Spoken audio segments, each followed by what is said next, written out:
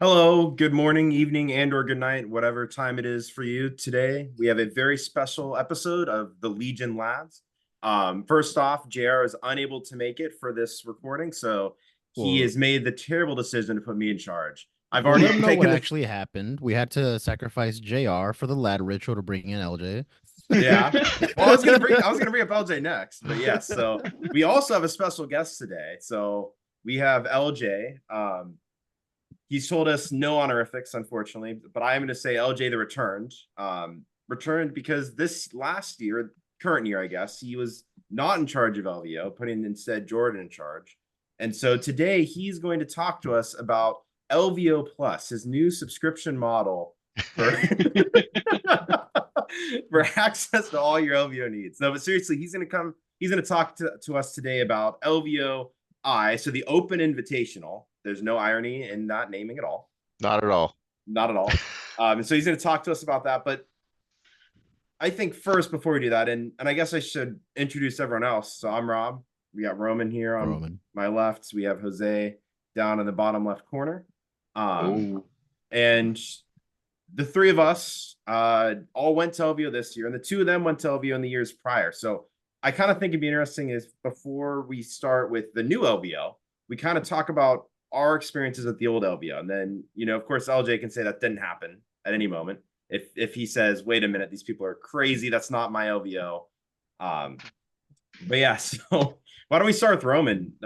What for you are some of the highlights? Let's do the past few LVOs. We're just doing some highlights here to sort of reground everyone that maybe didn't watch your LVO episode a couple months ago now, I think. Yeah, I think so, man. The episodes are going fast. Yeah, Yeah, they you're are. right. No, I've only had the opportunity to go to two. Ever since JR went to the first one, we just keep bringing more and more lads, which is cool. Hopefully, we'll just take over eventually. But no, we went a couple years ago. It was Oh, you're cutting out a little bit. We've lost you at this point. no. Of course. Oh, there you go. I think you're just too close to the mic. Go. Of course, now that we have LJ here, things have to start collapsing. That's Ah. not... Is this Hey, you know why they call me TP on Discord, right? no? Why do they call you TP on Discord? Because I'm always cleaning up after your shit. Oh, what's going on? All right. Maybe we skip to Jose and then let Roman fix that for a second. All right, Jose. What about you then? So yeah, same thing with like Roman. I've only been to two LVOs. JR went in 22, and we were all rooting for him at home. Was it 22? Yeah, it was 22. Yeah, it was 22.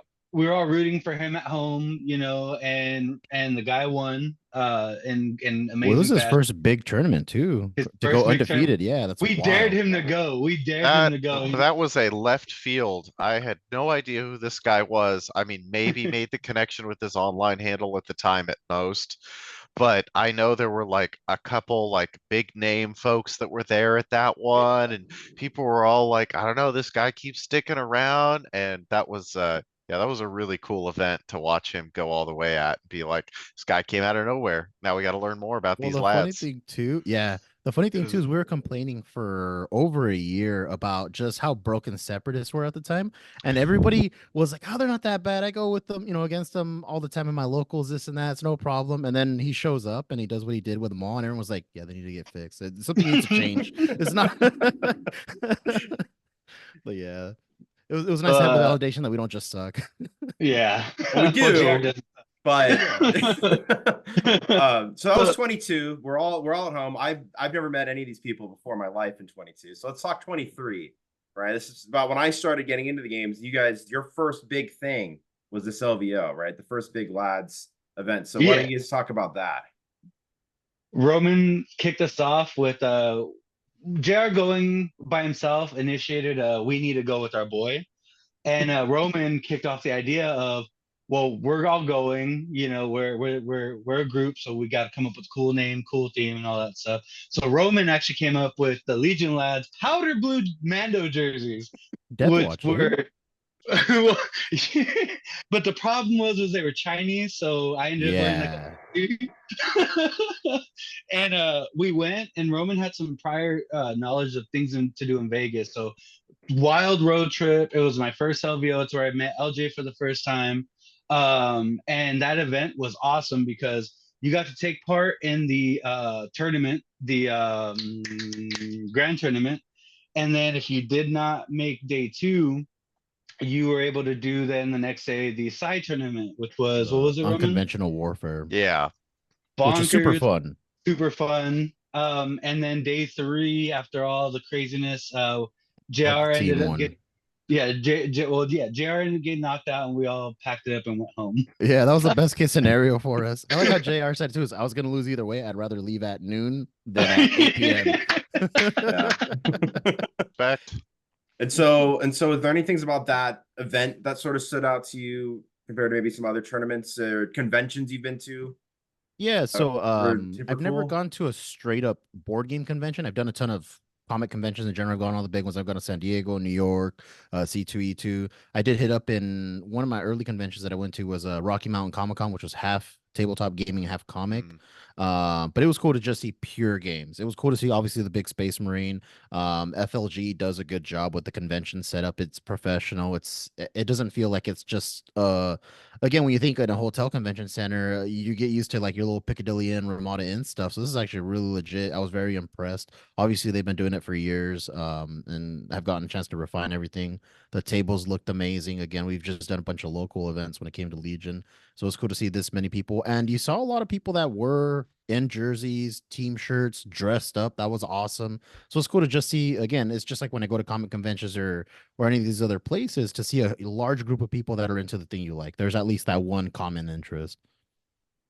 Yeah, and so let's sort of fast forward a little bit to the LJ list LVO of this of 2024. This is the first LVO I went to, my first major tournament.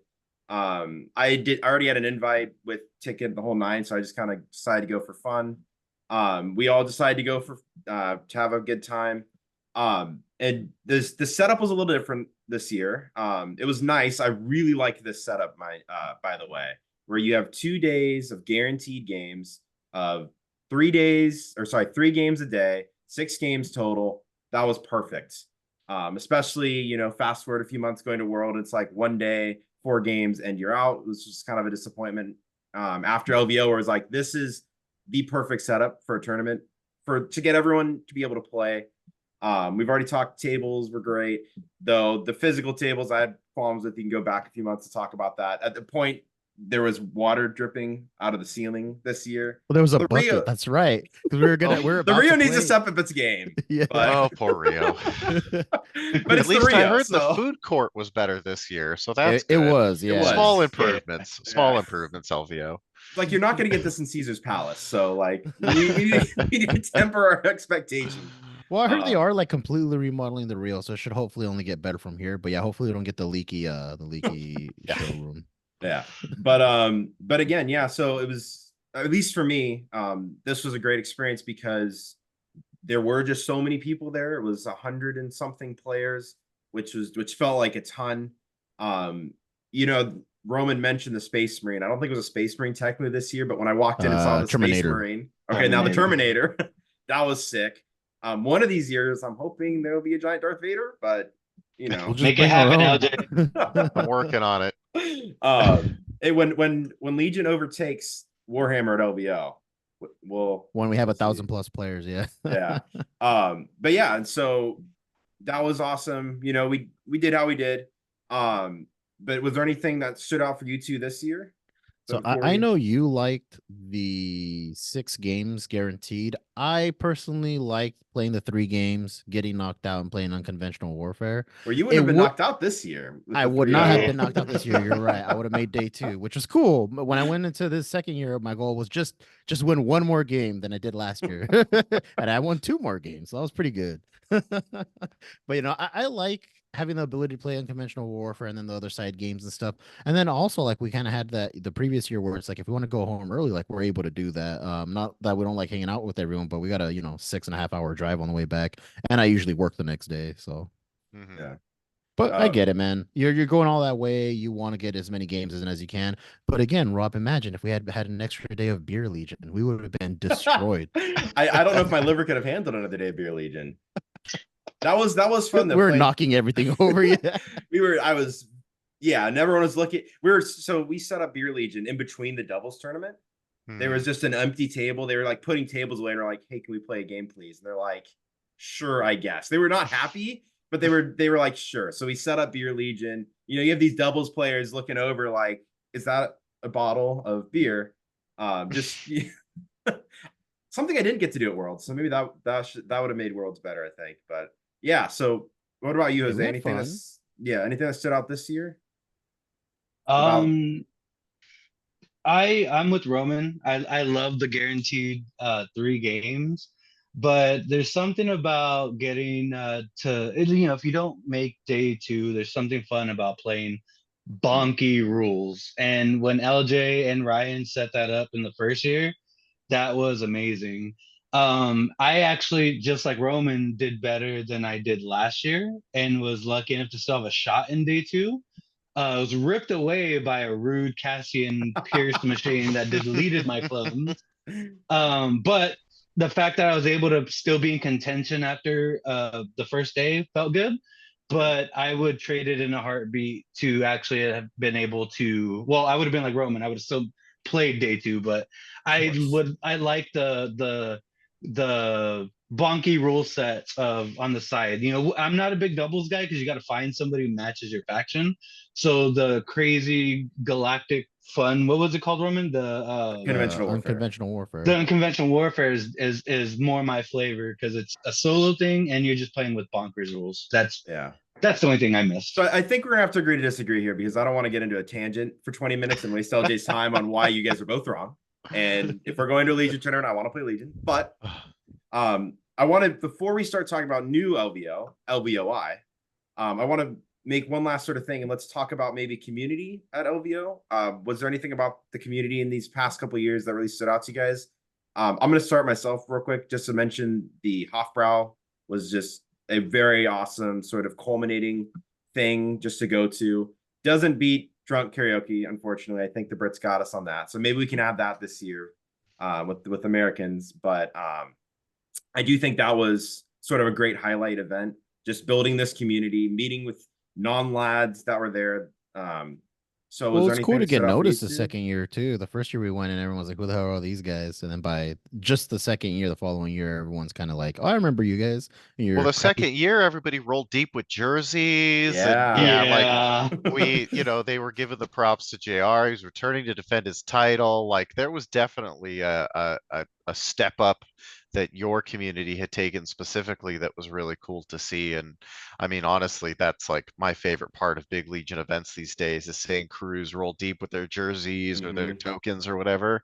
Love it. Love it Well, every that's time. the one thing we were talking about in a previous episode about this whole the way the circuits are going to work for FLG events for Legion is I'm hoping to, because I used to do wrestling when I was in high school and stuff, so I would see a lot of the same guys at all these different tournaments for USA Wrestling.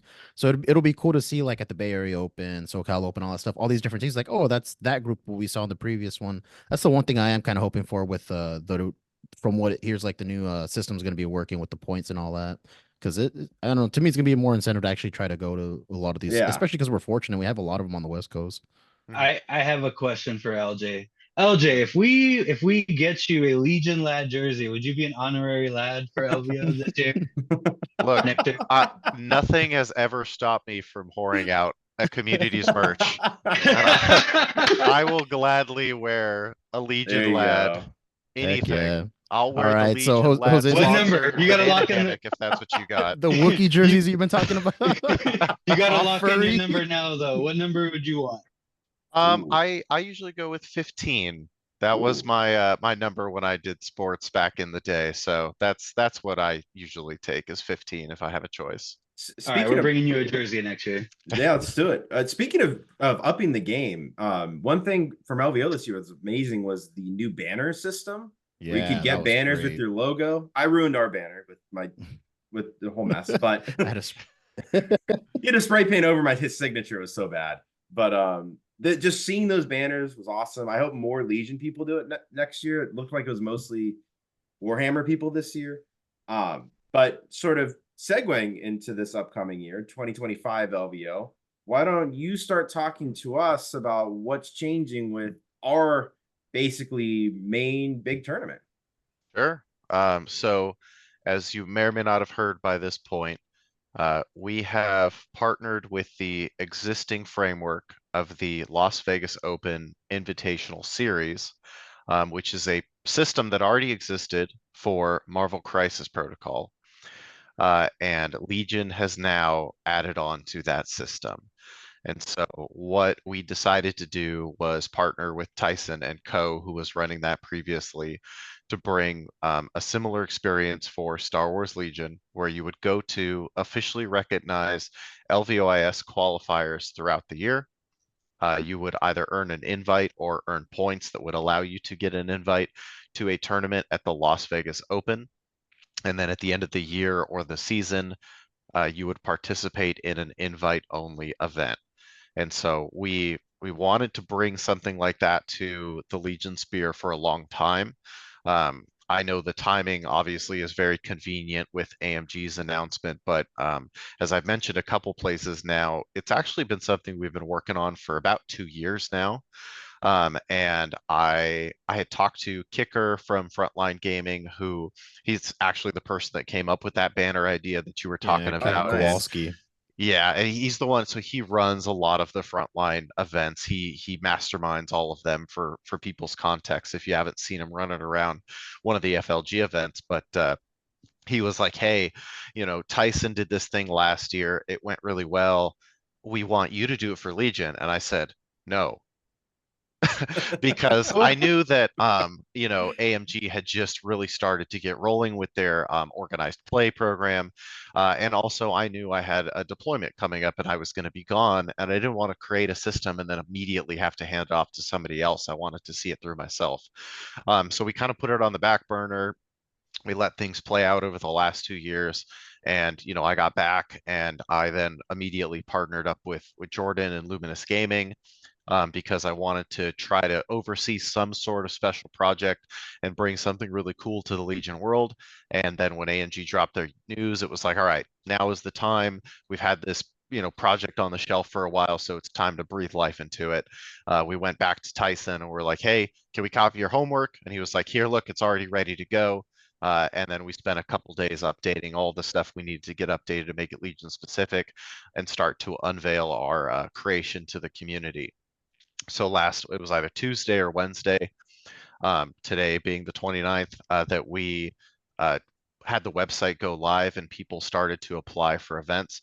And so basically what you can do is if you have a small local tournament, if you're running a convention event, if you've applied to be a GT and you also want to add a little extra spice to your event by having it feed into the system, all are welcome to go to lvois.com and apply to be a qualifier. There's a couple different types of events. There's a full qualifier, and the winner of a full qualifier gets an invite to LVO 2025. And then the top 8 or 16, depending on how big your event is, also get points. And if you're familiar with the Frontline Gaming system, the way they do their stuff, basically you get like an aggregate of your top events. In this case, it's your top 3 events, and that gives you a number of points.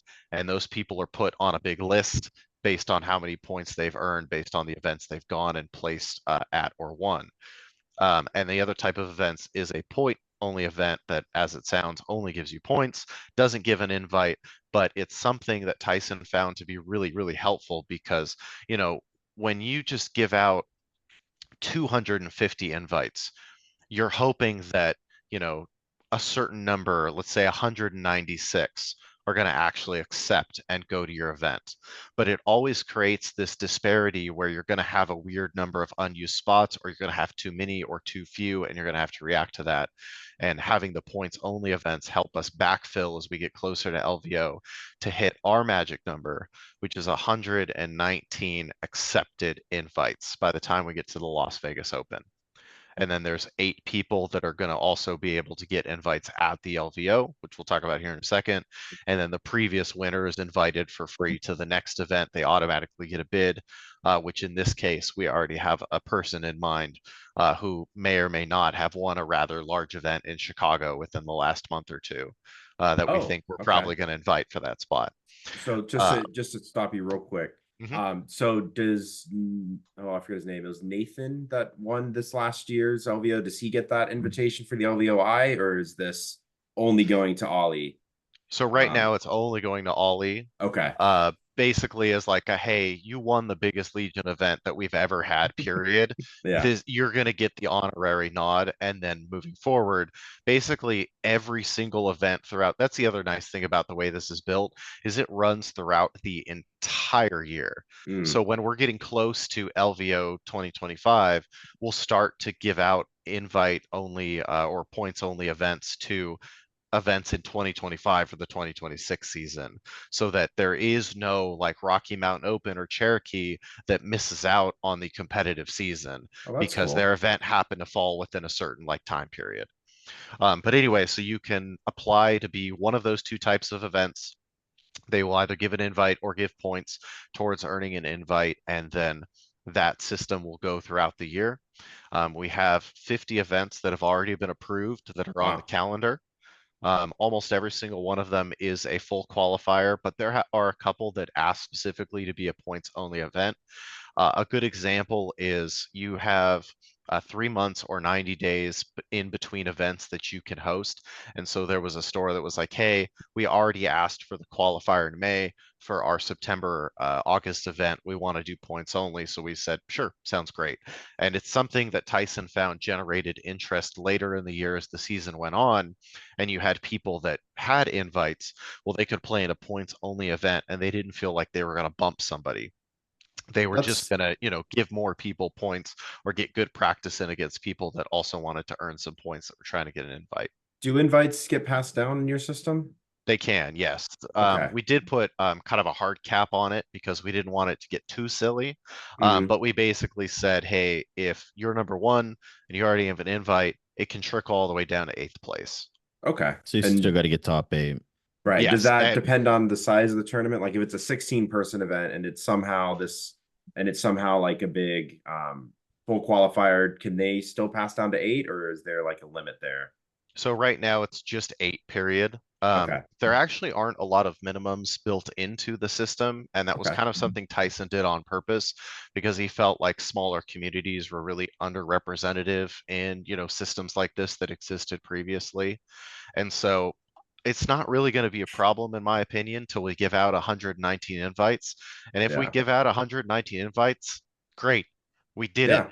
Congratulations. Mission We'll accomplished, redo yeah. some stuff next year, but we have to hit that number So before I even worry about I that. right. Yeah. So with the point system, is it Mhm. going to be one of those where once you hit a certain threshold of points, you're at it, you've got an invite, or is it you got to stay in a certain like ranking of points, like out of the group? So basically what it does is it takes the top 3 points that you've won, and that's your score. So like if you get second place at a 16-person event and 7th place at another event, 8th at another, 9th, 10th, 11th, only those top 3 in that 8 placing is going to actually earn you points. What it does is it puts everybody that has earned points on a big list. And then it so says, hey, okay, number 1, you won a full qualifier. I sent you an invite. You're good to go. Check. Number 2, they never won a full invite event, but they're number 2 on the points list. So, okay, I start needing to fill people to hit that 119. I contact number 2, I invite them to LVO. So it's not like you have to hit a set number. Your Yeah, so you want to position stay on on the that top. list, Yeah. yeah, Okay. that's Okay, what's that going to makes kind of sense. create that list that I'm going to go down. And that's another thing that I think is going to encourage doing points only events as the year goes on, because hey, if there's a big convention level event that might earn you more points because it's over a certain threshold, then that's something you might want to travel to, because that could, okay, well, my best win was like a number 2, but I got a maximum of 16 points, but I'm going to this 32-person event that gives me a maximum of 20 points. Well, I can beat my best win and increase my overall score. And for Right. anybody where you're trying to track these numbers I'm throwing out at you, if you go to the LVOIS website, there's two core documents. There's a series guideline that covers how the entire system works. And then there's an LVO invitational document that specifically covers how LVO is going to work. And that has the points breakdown on it. So that tells you like, hey, if I go to a 16 to 22 player event, first place is going to get 16 points. When you Mhm. start to look at the points breakdown, which is also public on the LVOIS website, you're also going to notice that there's a decimal point.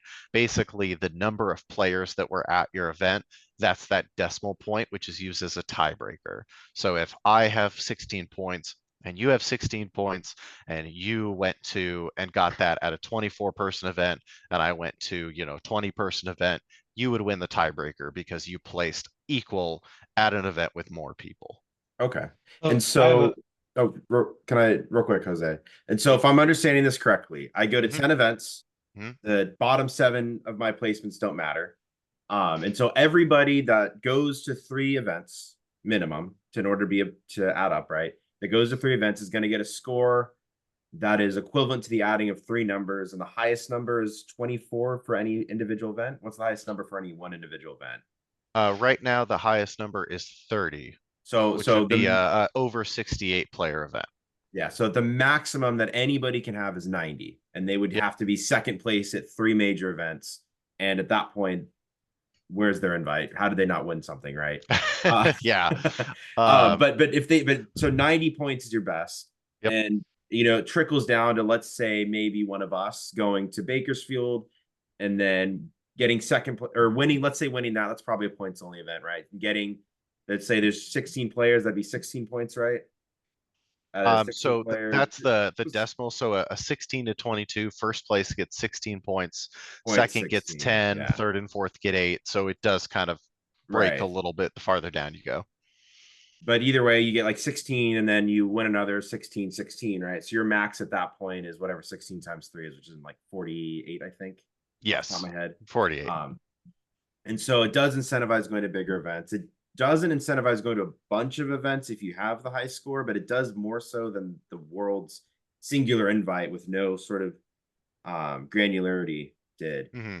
And so I'm just reiterating I this will because say, like, what I have seen from Tyson's system is that in a lot of cases there tends to be no downside, and that's kind of the thing that, like, I think encouraged people to continue to go to LVOIS events throughout the year, is that a lot of people were trying to maybe improve that second or third best score. Yeah, you might place a little higher than your Right, third one. exactly. And again, you only earn points by getting first through 8th place at an event. Mhm. And up to 16 for some of the larger events, because we did actually add on a tier that didn't exist in Tyson's system, where if your event is 48 players or more, we would actually count down to 16 instead of counting down to 8 to try to Okay. encourage people to push the numbers at their events. So again, it's not going to necessarily count your 3 best scores. It's going to count your 3 best placements, and placements being first place through 8th place, if that makes sense. Even if the So numerical value is higher from a different event somehow, or does that math never happen? that math usually doesn't happen, no. Okay. Yeah. Got it. Yeah. But just like, don't assume because you went to 3 events, you're going to have 3 scores in the system. You have to have placed Right. in the top 8 at 3 events to have 3 scores in the system. It's not going to count every single event you go to ever, unless of course you're one of those people that's in the top of 8 of every single event you go to, which in that case, you're going to have a great score and you'll probably get an invite. Yeah. So Yeah, what would you want to add, Jose? Oh, so I'm a sucker for leaderboards. And your system sounds like it would have a fluctuating leaderboard. So my question is, maybe not now, maybe in a few months, or when you guys can, if it is a possibility. Do you think you'll have a fluctuating like leaderboard on the LVO website so people could see like, oh, I'm ranked 25. Let me see if I could do better. And So- motivation, it just comes to me naturally, competitive edge, Mhm. when I see a list of people I have to beat to get where I need to go.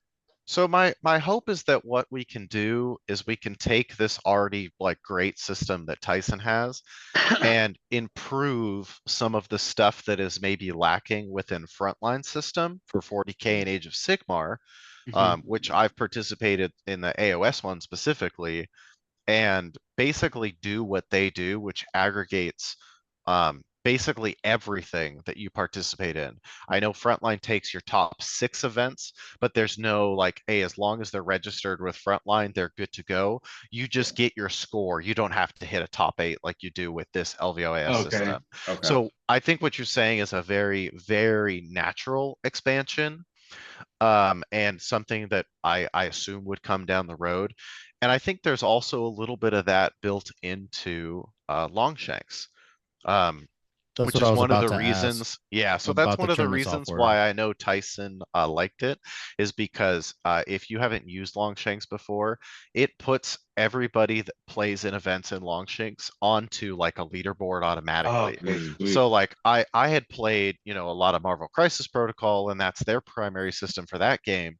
And so you can see like, oh, this person is one of the top 5 Spider Foes ranked players in the world. They play that affiliation a lot.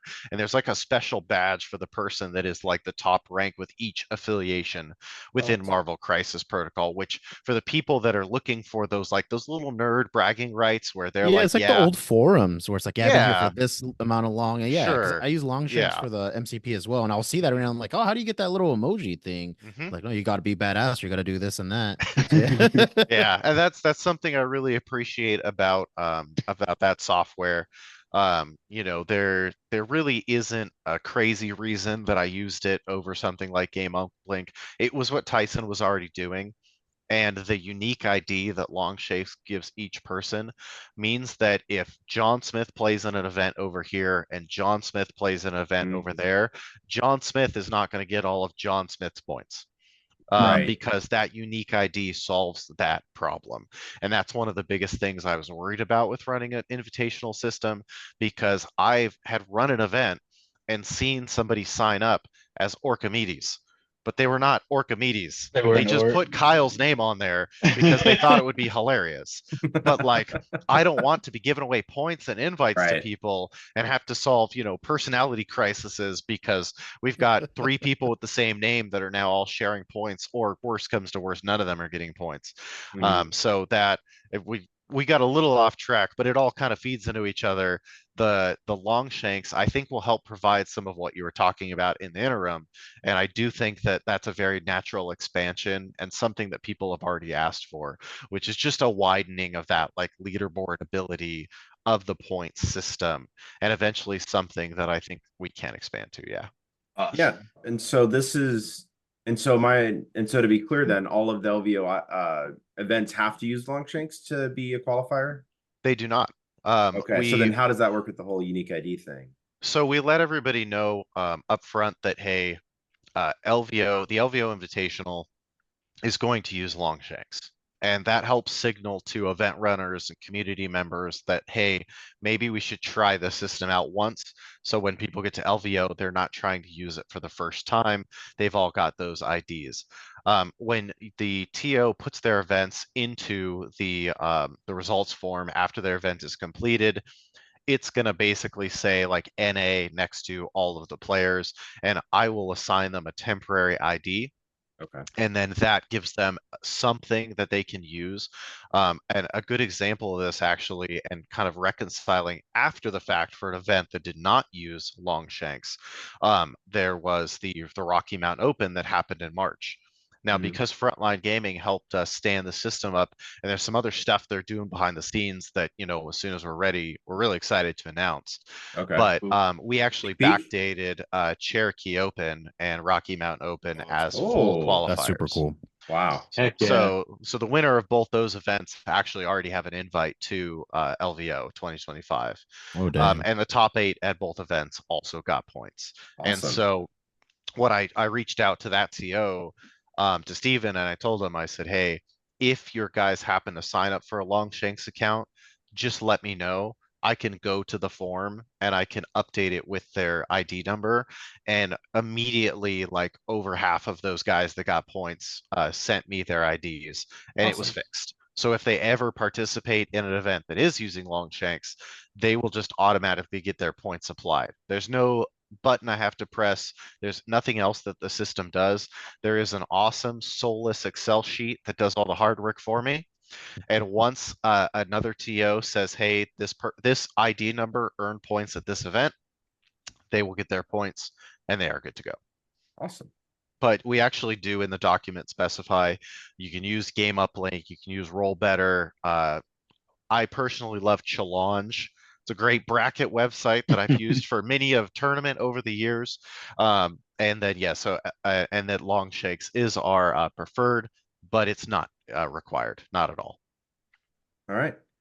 So we got a little bit in the weeds here, but I think this was good weeds because when I read this document, which I read it a couple times, I didn't realize that I assumed you just kind of add up all the points. That's like what I was wondering, yeah, because I know I think Flesh and Blood does that. My buddy plays that, and he'll play in a bunch of events just to hit that threshold so he can go to the Worlds events.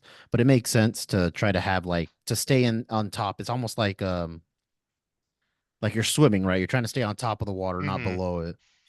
And so yeah, and one of the things Tyson really stressed was keeping interest throughout the season, not just blowing your wad within the first couple months and then you've got nothing to look forward to during the winter months, right? And I think it really does a good job of like generating interest throughout the year. So we'll just have to see how it works out to that end. I like that idea of like being on the fence because we have a bunch of our guys that travel, especially in California, and being like, should I go to this event? Like, well, maybe I can improve my standings on that third lower bracket or whatever that I placed the previous event or whatnot. There's always that ability to upgrade your points score, so there's incentive to go to all these other somewhat local events, even if they're smaller. Yeah, and including hopefully the Veterans Day event. Yeah, I gotta put in a request. It looks like Yeah. Do it. Yeah, because it looks like they're pretty much the Legion event's going to be the biggest one there. The 40K guys refuse to step up, and they'll give us as much tables as we need for the most part. Awesome. And that's all Nice. for charity too. So yeah, so just quick plug for our Veterans event in It's going to be July 12th, 13th, and 14th. The only reason I remember the date is my birthday is July 12th. Oh, nice. And the new Star Wars Unlimited game releases that day too, the new set. Nice. Where's that happening specifically? So this is going to be in. Oh, do you want to? You're the TO. You want to talk about it? Yeah, it's in Clovis, California. It's going to be in the Veteran Memorial District. So it's a veteran hall for Vietnam vets and stuff. They've started doing these board game conventions a couple years ago, and the vets kind of took over it. All the entry, all the passes, everything, the lottery tickets and everything goes for Vietnam vets for the most part. Really nice convention center. I mean, most of you guys were there. Yeah, both of you guys were there last year. Yeah. It's nice. Like, it's a really nice hall. They do a Very good nice job. They're hall. very welcoming. It's cool to see again, like the Legion guys were having the most fun there. We had some 82-year-old guys roll up in their scooters, like, you guys are having fun. And they gave us like some stuff to give away. I'm like, heck yeah, dude. and I think it's worth mentioning this event because this is one of those events. And going back however many minutes ago when you made the comment about helping out underserved events, I wanted to laugh because that was the exact argument AMG made to get rid of Worlds and force grand tournaments with 32 players, which is even more because we're kind of smaller community. And last year at our Veterans Day event, we ended up having only 15 players play. And so our invite was then deemed after the fact null and void. Nullified, yeah. And so, it was just one of those experiences that was quite frustrating. And it seems like, at least with this system you guys have, that hopefully won't happen, right? Whatever your event says, They'll get something, yeah. Well, and the guy who won had to traveled too. Yeah. He traveled, got a hotel. Drive, yeah, and then he just the next day, like his invite was through no fault of our own, was irrelevant. Yeah, and speaking of travel, for all of you, we're in California, right? We are, I guarantee it, unless you're in San Diego, probably within a 4 or 5 hour drive from you. Well, even then, like if you're, it's worth the drive. It's going to be a great it's time. Closer to go to a good time. It's closer to go to Fresno than from San Diego than it is to go to the Bay Area Open. That's adding another 3-4 hours to your drive. It's easier to meet in the middle than travel along our super long state. That's all I'm saying. But getting back to the main focus of today, which is, LJ, LVOI. I want to give you a story of one of our members, one of the lads. His name is Michael. And he went to LVO this year for the very first time. He left Fresno for the first time in over 10 years, he said. Wow. I don't know if I still have not comprehended that statement. He did tell us that. I still don't, I can't comprehend that. It's like he- Charlie. I done never left Philadelphia. but he went to LVO with us, which was this great experience for him. He went 0-3, and day 2 decided I'm just gonna go Watch sit King of the and Hill all watch King day. of the Hill. What is LVO going to be to the people that aren't going to the LVOI, right? Not, and especially because I would imagine I've created this new league for the lads. We've expanded our Legion community in Fresno, like doubled in the past literally like 2 months because of this. So I don't imagine most of the people locally here in Fresno are going to be able to make the LVOI. So what is, like, is LVO just out of their reach now? Well, no, there's the But last chance qualifier, so you get that 1 day event. So at the very least, you can try. you're doing his job for him, Roman. I'm like trying to set him up here. I'm like giving him a home run, and you're like, wait a minute, let me help him out. But yeah, so Also, what I is it do for say that a 1 day event is child's play.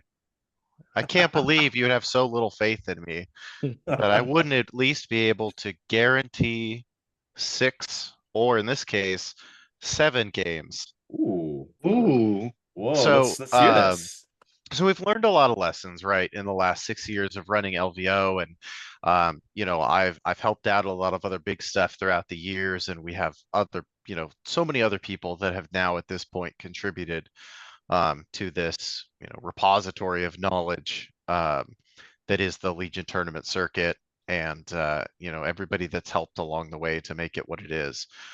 And one of the things that we immediately noticed, and we being Jordan and myself, when we made the kind of teaser announcement about the LVOIS, was the immediate uproar from people who were like, my LVO is ruined.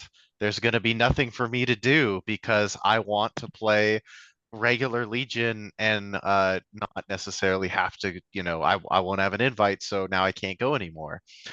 And I mean, honestly, it made me feel really good because it was like, oh, like people liked this.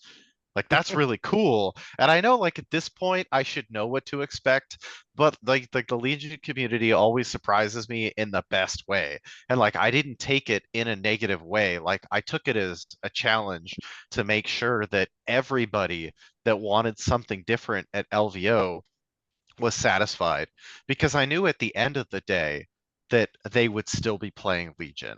And that's always the point, right? At the end of the day, if you're playing Legion, it doesn't really matter what format we've presented it to you. It's that you're playing, and that's what really matters, because that's what grows the community, and that's what gets, you know, disenfranchised 40K players walking away from their event because Best Coast pairings crap the bed again, and they can't play for another 2 hours, and they're like, man, this game looks like it works and has great terrain. How do I play this?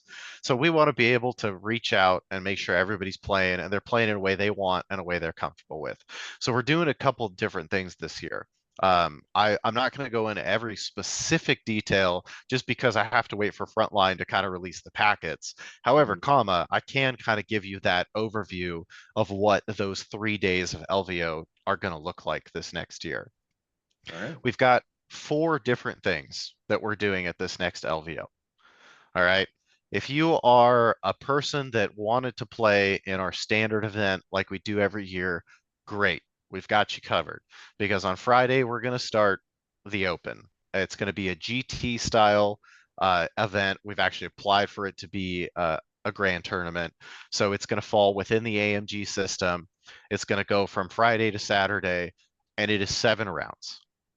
Ooh, nice. So it's going to give you a lot of game, but Yeah. there's a reason why we're doing that. It's 128 players. And remember, in the LVO invitational system website, we take 8 people from the LVO Open and boot them into the invitational the next day. It's not an LCQ. It's your last chance for us to fill the spot. So, you know, it is what it is, and it helps guarantee that number. But it still kind of sounds like, with 128 players, it still sounds like that is a main event. It is. By It is any a main convention event. standards, right? No, that's the warm up. That's the warm up event. Right. Because then that feeds into Saturday. Now, Okay. before we get into the invitational, which starts on Saturday, Yes, you've still got the remainder of that 128, you know, 120-ish people. They still get to play 3 more rounds of Legion. So Okay. what if you're winning? if you win, You're then 4 games in, you're winning. congratulations, you have earned a spot at the Invitational. So both all 128 people are still playing on Saturday. The top 8 automatically get a bid to fill out our remaining numbers for the Invitational. Oh, that's cool. So then Saturday, the Invitational starts. That's another 128 people. So now we've got roughly 256 people playing Legion in that hall, right? Nice. Those 128 people will now start playing the Invitational, and they will play their own set of games. We're looking at 6 to 7 games total. So again, not going to fully break down the day, but you're going to start playing that 6 to 7. That will go to Sunday. So by Sunday, the open will be completed. Our redemption bracket, the dust will be settled from Saturday, and we'll know who was the best of the rest. And then on Sunday, we'll finish with another couple rounds of Legion. And we will also do the doubles tournament, as we always like to do, which isn't really a tournament. It's more like a 2-round, show up at like 9, 10 o'clock, play a fat game of Legion, go eat lunch, grab a beer bucket, come back, play another fat game of Legion. And then we will have by like 3, 4 p.m. in the afternoon, there will be one table remaining, and that'll be the final for the Yeah. Invitational. So I have 2 major questions for you about this system. And we're going to start with, what if I have an invite or I have the points and I still want to play on Friday just to get warm-ups in? Are you allowed to sign up for that open and then move to the Invitational? Is that a So possibility? some of this is going to kind of depend on Frontline, but the short answer is no. The intent is no, that you are not allowed. That actually gets us to event number 4, Oh, which are scrambles. Now, if you're familiar with other game systems, you might have heard this concept before, but scrambles or pods are basically a way to say, hey, go to the registration desk, put your name on a list, and then as soon as we get 8 people, we're going to fire off a pod. And you guys are going to play Oh. 3 rounds. And then what if you start a little late, that's great. If you end a little late, that's fine. But basically, it's a way for the people that are traveling for the Invitational to either do something else on Friday, if they want to play another game or try something else or just enjoy Vegas or the convention. But I always see that for these bigger events, there's always people that want to tweak their list before the big thing the next day. Or maybe they just want to play games because So they're there. Or maybe they're like, hey, the 4 of us are from Northern California. The 4 of you are from the East Coast. Like, let's bash against each other and have some fun and play some games. So what we're going to do, and these are actually included as part of the other 2 main event tickets, is on Friday and on Sunday, we're going to host scrambles, which are cool. just a way to get more games of Legion. For Like the little mini Invitational tournaments, yeah. people, So yeah. cool. And for Invitational folks, that'll be your way to, again, either knock the rust off, do a bit of, last list prep, or Can just you, play against when are somebody lists, across the world that you've never played before. when are lists due? If you're able to do, List will probably be due about a week before. By list tweaking, I mean like, just getting to play more games Getting with your more list. reps with your okay, list. not Getting not more reps, yeah. right, not tweaking as in, oh, I don't want this upgrade. That's why I was like, oh, what? No, it's Yeah. figuring out how to play Vader before you go to a big event. Hey, no shade, no shade. But yeah, I think it'll be it's a niche that is always needed, and people don't realize it until they get there that they need to do it, especially for people that are dealing with a major time change. They can play a game or 2 of Legion, and if you don't play all 3 games, then it doesn't matter. Nobody cares. But with the success of like ticket systems to get prizes and stuff, this is another way for us to just give you more games, put more tickets in your hands, give you more prizes, do all Are you that guys good doing a stuff. prize wall and tickets? Well, so we probably will have the AMG prize wall, will be my guess. Because I hear that's supposed to travel throughout the year, but Okay. it's the LVO. Like, we always have swag coming out the ears. Yeah. So we're gonna have whatever we have by the time it gets to January. So And maybe not tickets, but it gives you an excuse to go around and pass out stuff to people. Well, it's also super exactly, yeah. cool. I love this idea of it. Well, for like communities like ours, Rob and I had a big issues with a lot of the lists that none of our locals play. So it'll be cool to go and be like, oh, we might run into Wookiees or Yoda or Yeah. Mhm, all this other stuff that we just don't get to see. It's another opportunity for that. mhm. My other question from a long time ago is, so Sunday, main tournament, LVOIS. What's the S? So anyway, LVOI. Is that full on Elim? Like lose a game, you're out, no more games, or is that and then go do scrambles? I guess, or is that you just keep playing? Because you said it's down to one table at the end of the day. Mhm. So is that as soon as you lose a game, you're out, kind of a deal, or you? So both events are going to be, and this is the Open and the Invitational, are both going to be a guaranteed minimum number of games, which Okay. in both cases is going to be 6. I believe it's technically more for the people who play in the Open because you're guaranteed X number of games on Friday and X on Saturday. The only reason I say that for the Invitational is because, again, what we really want to do to make that final special is we only want to do 2 rounds on Sunday for both doubles and the Invitational, so that I can pack 128 tables by the time we have to leave that hall, but B, so there is one table playing a game of Legion and everybody is watching them on a projector, on a TV, on something. And you have that, golf environment where you come into the hall and everybody's speaking at a whisper, and the streamers are talking in hushed tones, so the people playing the game don't hear them. And so that way, we can say, hey, we might run a format, and again, this is going to depend on final numbers. There's a chance for you to be able to go X and 1. I think really because of the scope of what we're trying to do here and what we can reasonably attain in those 3 days, we're probably going to run a system where it's win and continue, but Okay. it's not win or get cut.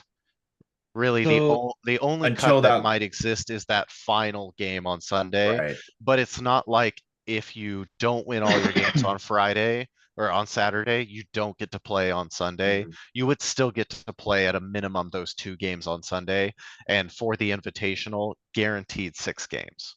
Nice. As a quick almost aside, one of the things I've heard people talk about is maybe just this is very general, not about LVO or any specific tournament, is that with Legion tournaments, it seems like third and fourth place are just, whoever wins gets to be there, whoever they lost to the round before is third, second and fourth. Similarly, is there any shot you do a game for those people, the third and fourth place game, or for third place, or is that just not something you're interested in? And this I mean, is I in the would like weeds, to. so I mean, and you're only talking about, okay, now we're talking about setting aside 1 table versus 2 right. tables. So that kind of thing is kind of gravy at the end of the day. That's actually something I like to base off of streamers. Mm, So the stream picture is kind of already being like a lot of the like staff primaries and judges and stuff. That's all stuff that gets worked right now before Frontline even releases the plan, because I like to have all that locked in before you even see what the final event looks like. And streaming is part of that. So if I know that the streaming enterprise is going to be able to handle 2 tables simultaneously, then that will push me to do a 3 versus 4 match and a 1 versus 2 so match, you for would want the example. 3 versus 4 to also be streamed? I mean, why not, right? Yeah. If you've seen streamed Legion games, you Yeah. know that there are dead periods where Yeah. people are thinking or looking at cards, or they're just moving units and there's not a whole lot to talk about. And that's actually something that has been really successful in the past when we've streamed events, is being able to flip between games has actually been like, or I think it makes the content a lot more watchable Can we because get you don't red have those zone? dead zones. Well, we did have kind of a red zone. They really upped their games for the world stream. So like, Yeah. we're not far away from Legion red zone here. When you're talking about that like top 16, you're getting close to the end. Like we're like inches away from Legion red zone right now. That's And so cool. one Nice. day So- we're getting there. We can circle so things. Now we're almost at Legion red zone. so I have 2 questions. The Mhm, first one is when they released that GT document, mhm. they made it a point at the end of the document to say that the GT rules are going to have the AMG rule set and it has to be Mhm, followed to the T. mhm. So are they entrusting the tournament organizers to enforce all those rules so you can have the GT, or is AMG going to have like representatives there to ensure that the GT rules are being followed? I mean, my guess is they're going to use it as a check in case something comes up. They Okay. they lay down the law in a document. If there's no Yeah. problems with your event and nobody asks any questions, Gotcha. you And know, then gotcha. And then the second question I have, and I know it's probably too early to tell because you still have to work with Frontline about everything. So it sounds like we're getting a ton of Legion for the community at this event. Is that ton of Legion gonna amount to like a slightly higher price of ticket price than normal? I do want to be upfront with people about that because that is something that like I have a lot of time to think about, but is a solution that can potentially help me with a problem. The Mhm. frontline gaming inventory is bigger than I think all but one other inventory owned by one entity that I know of. Right now it's between 60 and 65 tables that are owned by Frontline for Legion, which is a lot, right? That's more than most people are able to access within even some of their wider areas. And that's all that goes to every single Frontline gaming event. That is not 128 tables. Mhm. So one of the Yeah. things that I just did this, well, I mean, unless we all play skirmish, right? Because then I can just cut those six. No, Anyway, no, um, no, no, no, so Rob hates skirmish. so one of the things that I think we will probably have to do is raise the baseline ticket by like $5 or $10. I don't think it's going to be insane, and it's a conversation that we will try to realistically have with Frontline because Mhm. honestly, the Legion events have always been cheaper. And it's like you pay like double for a 40K ticket and they don't even give you anything. They're just like, here, play your games, trash, have fun. Well, that's something Whereas we like, we've always like poured the swag on people, right? So I that's one thing we've think, talked about with some of our locals. They yeah. think like let's just include them. Like, no, all the stuff we get is by people who want to donate it, who are pretty Hmm. much cool and want to have something for the guys. Like, we don't we don't get the it's not a given, like you said. It's like just like 40K, like it's like, yeah, unless you win the top stuff, you're not gonna really get anything. You're just there to play the Hmm. games. So it is cool that we do get this stuff and it is all community driven for the most part. I know we talked Yeah. about in another episode we want to get a champ belt made for the winner this next year.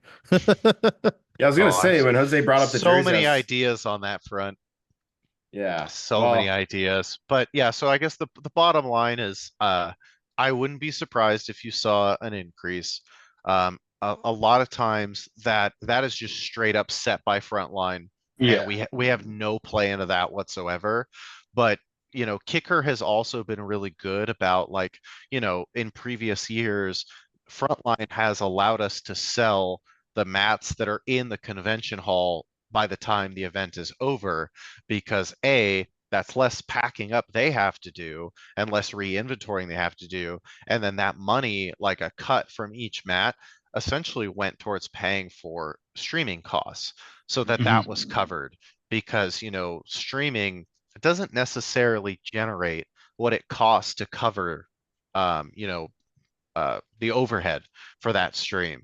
And Yeah. so, I think it's probably going to be a mix of the two, I guess is what I'm saying, is because we're the biggest event in the hall every year.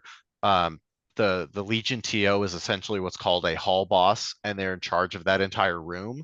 Because we're in charge of the room, we can do whatever we want, is the bottom line. And so Frontline is like, hey, you guys know what you're doing. You run your event well. If you have a good system in place for bookkeeping, which we do, you can sell stuff and that will help offset some of your costs. And so we've already offered to do that. I think with a very small increase in price of ticket, we will also meet that economic demand to provide another 60 tables, 40 of which I ordered this last week. Spoiler wow. alert. Ooh, Yeah, big Thank you, expansion, sir. nice. big expansion. Any So, any of those Mando tables that were common at Worlds? uh, I don't think so, only Good. because I don't think the provider is involved in Worlds, or was involved in Worlds this year, but I won't give away all my trade secrets just All yet. right. I was trying a little bit to figure out what you got. So Now it's all stuff that the people it came from, they took very good care of the ass that we gave them. Shepherded everything to LVO themselves, set it up themselves to make sure it was all nice and perfect. And there was about 20 or so tables that they provided for that expansion, from 40 to 60 tables. And that was a year that I had the form that you could fill out to rate your table, because A, I had expanded the inventory by a huge amount, and B, we had the new the core rulebook had just been updated. And so that feedback kind of drove my confidence in tapping into this business a second time to help us provide tables. all right. Very cool. Sweet. I have some more questions, but is there anything else you want to add before I get into it, LJ? Because we're getting late in the stream, so this is where the spicy takes come out. So I have This is where the no. spicy takes. I'm trying to think what other like LVOIS doctrine I've needed to throw at you. I mean, we talked about how you get points. We talked about events throughout the year. We talked about what it's feeding into. If you are listening to this and you haven't ran a ton of events yourself, the LVO Invitational Series guidelines also have some stuff that you can use as a tournament organizer. They've got links to different pairing software. They have some basic rules to use for rules disputes or calling a judge, how to handle slow play, and also optional for you, rules for Jose. using no comment.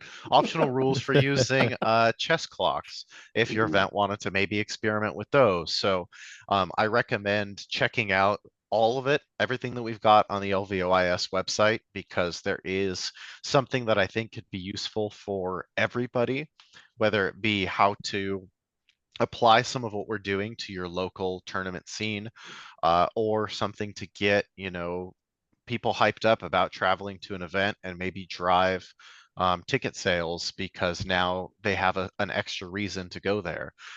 We've kind of already covered it, but I want to make sure I say it a second time. This system is not meant to counter anything that AMG is doing. This is meant to complement the system that they rolled out last week or the week before, whenever it was now.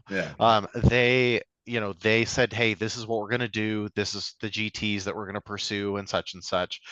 And one of the first things that the guidelines say is that you can run your event under the Galactic Conquest rules and you're good to go for LVOIS. There are no additional requirements that we place on your event that don't already work within the existing Galactic Conquest document.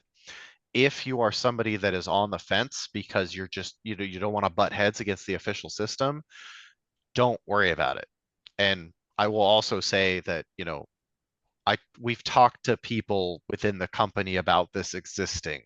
It's not like you're going to be disbarred from holding a GT because you also made your event an LVOIS event. That's not going to be an issue. But that if you want to also use the rules that we'll be using at LVO, like those will be available for the public as well. So you can try events out a separate way if you want to. And that all you have to do is if you have an event that's coming up, if you have a standard Legion event, 800 points, and it's a small local all the way up to, a big convention level event, all you do is you go to the LVOS website, you hit that event application tab, and you fill out a Google form. That's it. That's all it takes to become part of the LVOIS. We'll take a look at what you're given to us, and we'll probably put it on the schedule as a full qualifier. If not, we'll put it on the schedule as a full points event, because we can give out as many of those as we'd like. And then when your event is done, you fill out a second Google form. We don't come to the door. We're not the Pinkertons telling you how to run things or stealing your invite because you didn't hit enough people. You just run your thing. We're trying to put the power back in the local TO's hands, because I find personally that that's where the real magic happens. As much as I loved hearing your guys' stories about past LVOs and things that you really liked about it, or even things that could have been improved, the real magic happens at the local level. And so, we want to try to enable that type of person, that type of store owner, event runner, whatever. And we also want to encourage people from all over the world, no matter where you think you fit in Legion, to apply for these. I just hit 50 approved events today. Congratulations. Thanks. About 15 of those are international events. They are events that are happening in countries outside of the United States. So we've got Oh yeah. 6 or so UK events. We've got like 4 Australian events. We've got a couple Canadian events, a couple German events, and we just encouraged French and Italian TOs, as well as the Legion Warsaw crew in Poland, to start applying for events as well. So this is big, we're trying to make it big. We're trying to make it international. This is not meant to be, a US only party or West Coast only party. We're trying to include as many people as possible, which is why the first thing I did was I increased the invitational from the 64 MCP was doing to 128 in our first year. So you did a great job of preempting my next question, which you probably knew was coming. And that is so let's do a little background. A couple weeks ago, AMG released their document saying Worlds is no more. And at that point, we released an emergency podcast. And in that emergency podcast, one of the things I said is, I think LVOIS should be the next Worlds. And then you did it. And then last week, I said, well, I don't know how I feel about this anymore, but I'm excited. So where do you see, without any official arbiter of truth anymore, right? AMG has abdicated their throne of, we have determined where Worlds is. Where do you see LVOIS, or just LVOI? I guess the S is the system to join LVOI, I think, right? Series. Okay. So where do you see LVOI in this broader sort of worldsless world? Are you trying to become, maybe not in 2025 and 2026, perhaps, the new Worlds, or some semblance of the new Worlds? I think LVO has always been a trend-setting event in Legion. The Las Vegas Open in 2019, not even a full year after the game had come out, held a 62-player event, and that at the time had sold out at all 64. Then the year after that, we bumped it up to 128 over 2 days. And the year after that, we kept that number, but we had it in one day and added a bunch of side events, and that sold out in 5 hours. And then the year after that, we sold out in 2.5 hours and had 145 people. And I think that's one of the things where you have to take the announcement of what, AMG's announcement, I should say, and kind of push it to the side and take a step back and look at what LVO has been over the past 6 years for Star Wars Legion specifically, and realize that Frontline Gaming has tried to support our game and build a system that has grown and now matured into this invitational series, and realize that we're going to continue to do what we want to do because we think it benefits the community. And if the community wants us to continue to run standard Legion in an open format, then we're going to do that. If the community sees a need for an invitational event that they feel brings a higher level of competitiveness to the table, why not LVO? Why won't we do that? Because we're already bringing a crew of people that's ran the largest events across the world to you. So why not just continue to do that, an event we were already comfortable with? We've already had people travel internationally for LVO. We've already had some of the biggest crowds in the world attend Las Vegas Open events. So why not just keep doing what people already liked? And so, the community is going to label whatever it wants, however it wants. We're really good at that. We love labeling things. We love making calls. We love our hot takes. We're so good at that as a community, and it's not necessarily something I dislike. I think it brings a lot of character, and that ownership is almost always universally positive because it shows that people are passionate and interested, right? So if that's what people want to call us down the line, great. But that's not really what we're trying to do. We see a need in the community, and we're going to try to fill it because we think we have the tools to do so. And we're going to do what we always do, which is create that FOMO So when people are buying tickets, they sell out in a couple hours, like they seem to do every year. And then I'm just having the pleasure of giving people fill-in spots throughout the year to keep that number as close to our maximum as we're trying to get every single year to continue to expand. And so I think we're just going to continue to provide the best product possible, and people are going to call it whatever they want to call it. Okay. So All right. You'd prepared for that one. I've had 6 years to prepare for this, baby. Oh, wow. no teleprompter needed. No No teleprompter needed. I'm Yeah. actually not on my usual computer because I'm moving to Florida on Wednesday. Oh, sorry. I had a fact sheet for the LVOIS that I don't even have. No, that was Nice. just that's all from here because it really, again, like when I saw that people wanted a certain thing from LVO that we had always provided, it really did underscore how important that is to continue to provide and also try to meet, other needs within the community. So yeah, well, that's something that is very integral to me, and I don't need a sheet to rattle off that speech, that's for sure. So All right. All right. Is there anything else that either of you would like to ask LJ, or are we yeah, I about thought you good? had some spicy questions. That was the easy one. Well, I guess that was the easy one, I was trying to, catch you a little off guard there, but I guess that's all you've been thinking about for the past 2 weeks. So I guess, yeah, I mean, it sounds like you're just waiting for this anyways. Like you've just been sitting in the background going, all right, they're going to slip up one day. They're going to stop with Worlds. Actually, I do have a, maybe not spicy, but actually just curious question. Mhm. Are you going to run clocks for the Open? Like the Open aspect that's going to be a grand tournament? Like, are you going to have to do the 5 dice rolls with no clocks, the whole 9 for that because it is a GT? So if we get approved for a GT, the Open will follow the Galactic Conquest document. We do have, like I said, some initial information in that LVO Invitational event rules packet. But just like all the LVOs in the past, the packet is released with the tickets. And I mean, sometimes I have it up in the Legion Discord early for people to check out, right?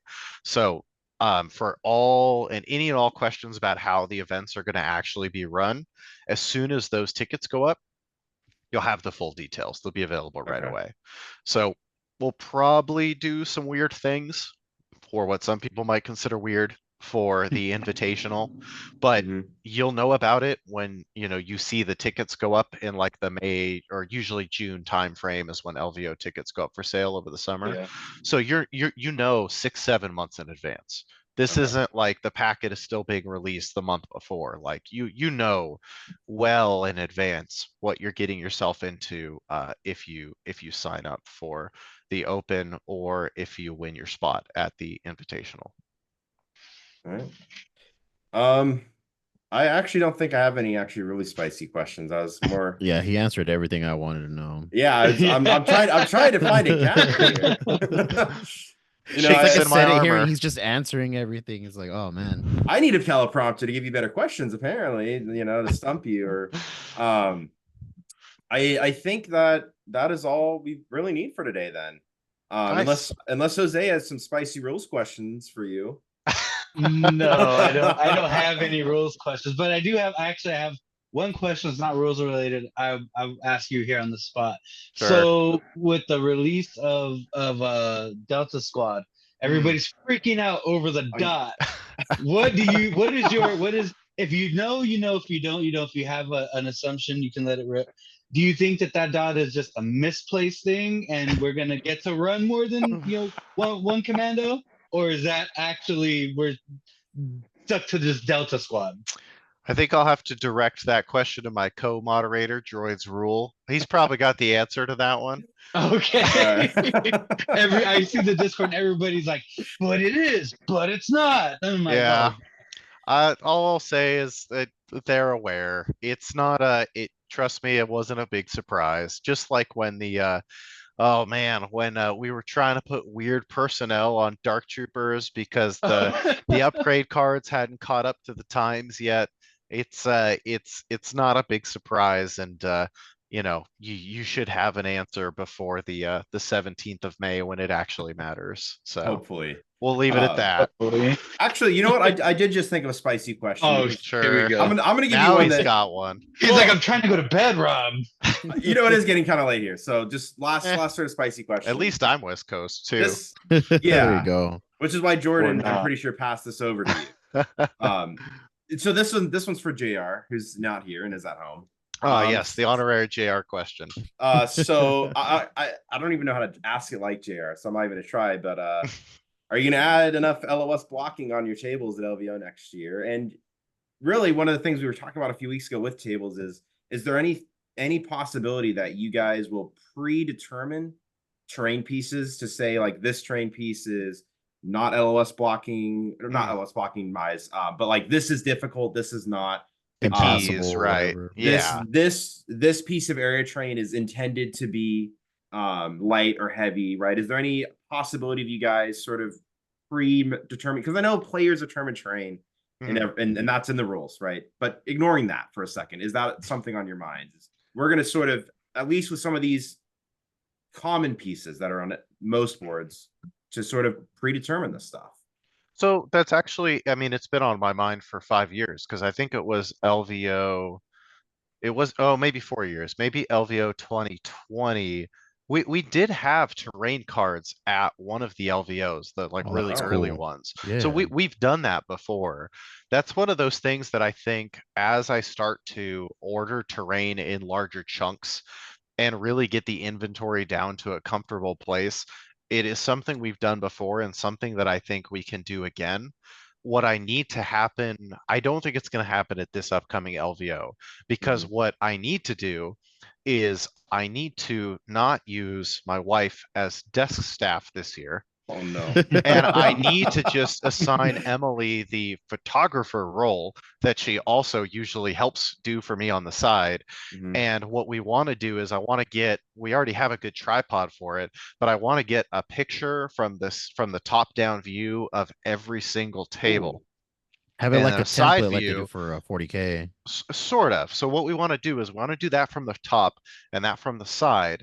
And then we have a sheet that has every single table by box number so that it's organized in Frontline's inventory. And each line and each table has a mat assigned to it. So TOs, if they use the inventory, they know what mat goes to what box, goes to what See, that's table, et super cetera, et cool. cetera. And those Where to put it. pictures are linked to all of those Nice. lines. So once we have that, we need that foundational piece. But once we have that piece, I can sit back here on my computer and I can type up those terrain guides, like 5 minutes a table. So Nice. once we have that, like, yes, that is something I've always wanted to do at a larger level. That's something I've done at a smaller, like 20-person event level. But now that we're talking about having, larger orders of terrain and the inventory getting to a place where I'm really confident that I know what is in every single box and what goes on every single table, I think it's something that's very attainable in the long term, and something that I think we can do once we establish that kind of foundational document that I was talking about. As Yeah. far as your line of sight blocking question, That's I the mean, JR part. the only thing I'll say to JR is that winners find ways to win. So perhaps if you spent less time talking about LOS blocking, There you put go. more time on the Yeah. table, Now he's gonna come back and win this year, LJ. You There just you pissed go. him off. So That was be one it. of the things Them all.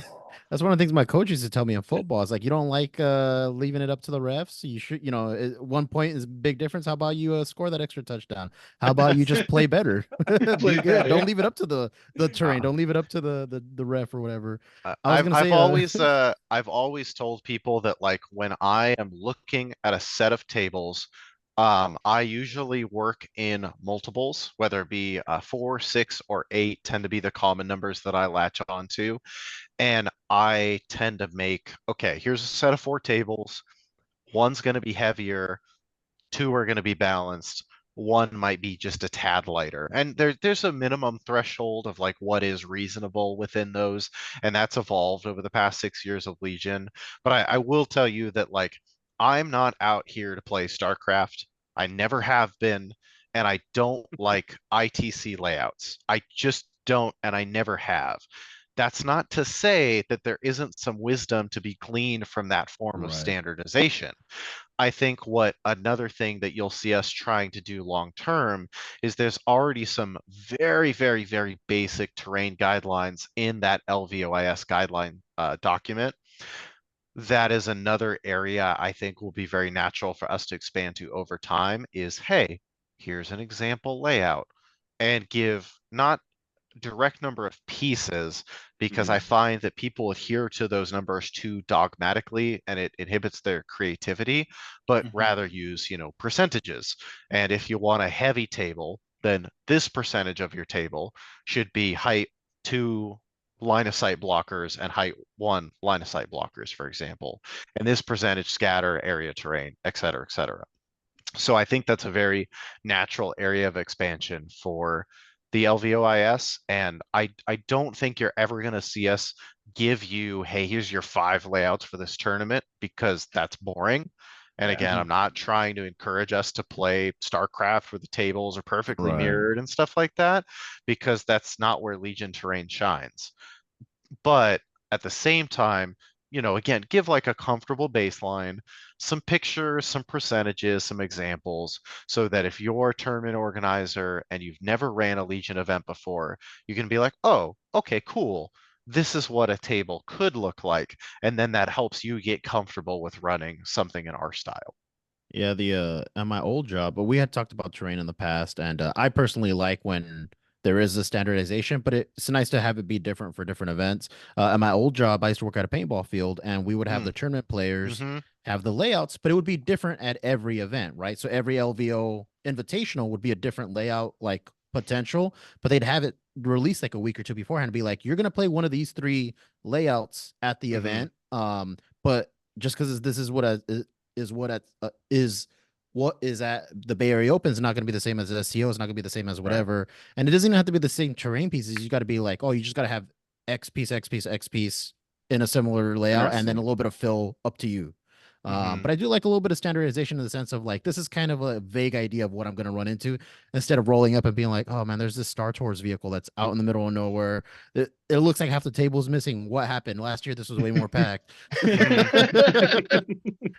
Sounds like a mild amount of experience thrown in for good measure there. Yeah. There was, I think most of us had an experience with one table where it was just like, oh, we're in gunline territory now. Well, dude, the first